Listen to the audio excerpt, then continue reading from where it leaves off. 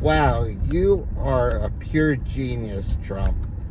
I mean, I don't. If it was you were using Barack and Michelle Obama to put them on the bodies of a gorilla, which is crystal clear, like the 101 thing, racist, racial slur you can imply to a black person, then what are you trying to get out of it? Are you just trying to say, hey, I'm the president, like I can get away with everything. Look, I even got away with this.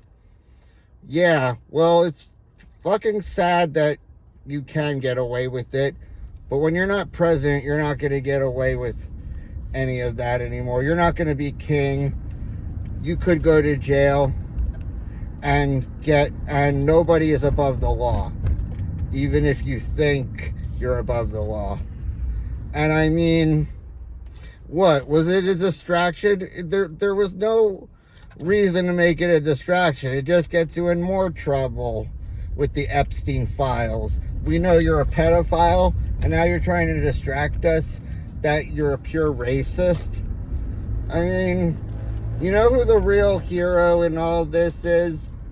Trump's niece, Mary Trump. Mary Trump is so fucking cool. I mean, she's it's sad that, you know, she didn't think of going to the name changing office, that she has to stick with her last name, Trump.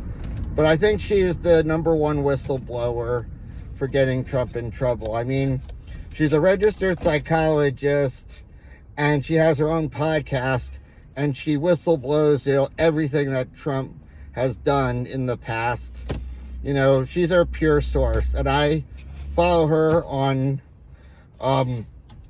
Instagram, and yeah, I did.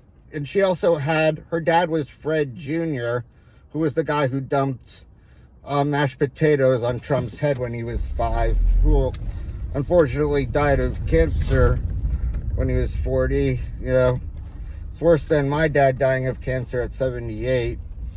But, you know, some people think it's funny to laugh at death, lampliers. Nope, I still didn't forget about you. And, you know, and the fact that you vote for Trump at this point with everything he does makes you terrible people. You treat people like shit, including bands you play with. You treat your wives like shit. You rape them. And you're a terrible parent. Verb.